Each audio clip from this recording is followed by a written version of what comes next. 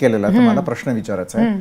तुम्ही म्हणताय गेले 27 वर्ष तुमचा संघर्ष सुरू आहे. एक महिला म्हणून अनेक महिला तुमच्या बाजूने उभ्या आहेत, रिस्पेक्ट करतात. मात्र ज्या वेळेला तुम्ही वेगवेगळ्या अभिनेत्रींची नावं घेतात, मराठी असतील, साऊथ मधल्या असतील, यांची नावं ज्या वेळेला घेतात, त्यांच्या आयुष्यामध्ये वादळ नाही कळणार? त्यांच्या चारित्र्यावरती बोलताना तुम्हाला काय वाटतं? ऐका, आता तुम्ही तोंड उघडलेलंही नाहीये. मी फक्त इतका सांगितलेला आहे, कुठे कुठे माझा नवरा पैसा लावतात आणि आज जनताचे पैशाचा गैरवापर होऊ नये त्याच्यासाठी मी एक जनताशी प्रार्थना केली होती. आणि त्यांच्या मी नाव आता माझे नवऱ्याबद्दल मी बोलत होती, त्यांच्याबद्दल मी बोलत नाही होते. मग बऱ्याच वेळेला तुमच्यावर संशय निर्माण होतो की तुम्ही खरं बोलताय की खोटं बोलताय. नाही, तो त्यांच्याबद्दल मी महिलांच्या बद्दल काही बोलली नाही आणि माझ्याकडे सगळे पुरावे आहे, तरी पण मी गप आहे. क्योंकि जे महिला आहे वाईट जरी करते तो त्यांच्या पोटासाठी करतात.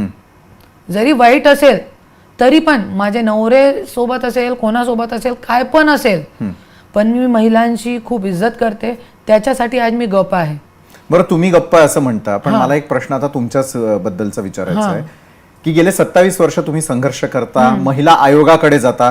महिला आयोगाने तुमची किती दखल घेतली? जितकी एका अभिनेत्रीची दखल घेऊन तातडीनं महिला आयोग त्याच्यावर कारवाई करताना दिसतं, मुख्यमंत्र्यांची भेट घेताना दिसतं. तुम्ही प्रयत्न नाही केलेत का कधी?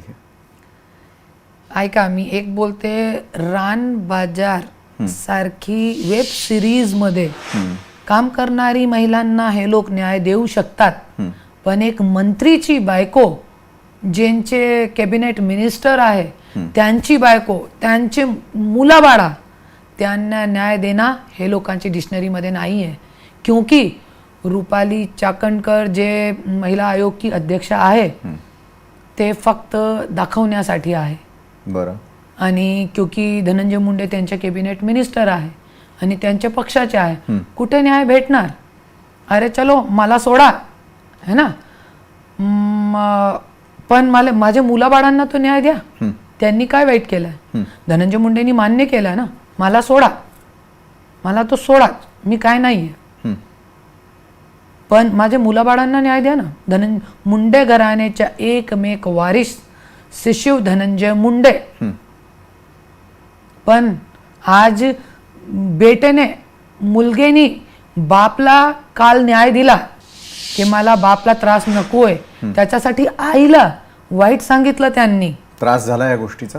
वाईट वाटलं मला नाही, मला अभिमान वाटलं की माझा मुलगा माझा आहे, इमानदार आहे, आईसारखा इमानदार. जरी काय झालं तो बाप सोबत इमानदार राहणार मुलगा, असं माझा मुलगा आहे. अभिमान वाटलं. आणि त्यांचे सगळे आरोप आहे मी मान्य करते, काय वाईट नाही वाटलं, अभिमान वाटलं की माझा मुलगा आहे आणि माझ्यासारखा इमानदार आहे, खरा प्रेम आहे त्यांचे बाप सोबत. त्याच्यासाठी मी बोलते. मला नाही, आज महिला आयोगाचे अध्यक्ष देवेंद्र फडणवीस साहेब, अजित दादा, सगळ्यांची मी हात जोडून विनंती करते, सांगा तुमच्या मंत्री महोदयाला मला न्याय देऊ नका, पण ते मुलाला न्याय द्या. कुठेतरी एक सभामध्ये घेऊन जा आणि छाती ठोकपणे सांगा, जसे त्यांनी काल छाती ठोकपणे सांगितला. त्यांचे इंस्टाग्रामवरती पोस्ट केली की माझा बाप वाईट नाही आहे, माझी आई वाईट आहे. तो आई जे आहे, मी सांगते, मी जगातली सबसे वाईट महिला मी आहे. पूर्ण भारताची माझ्यासारखी वाईट कोणी नाही आहे, पूर्ण धरतीमध्ये माझ्यासारखी वाईट कोणी नाही आहे. पण तुम्ही तो चांगले बाप आहे ना.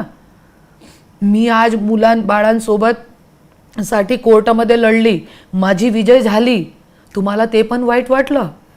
आणि आज मुलाला पुढे केला, मुलांनी तुमची बाजू घेतली, तुम्हाला न्याय दिला. इमानदार आईचा इमानदार मुलगा, मला अभिमान वाटला. पण तुम्ही न्याय द्या ना, घेऊन जा तुम्ही एक सभामध्ये, परलीमध्ये घेऊन जा तुम्ही, की असंच त्यांचा गैरवापर करणार. जसं 27 वर्ष मला लपवून ठेवला, असंच आज 21 वर्षाचा मुलगा आहे, रोजगार नाही त्यांच्या हातामध्ये, 1 रुपयाचा सुद्धा प्रॉपर्टी नाही त्यांच्या नावावरती.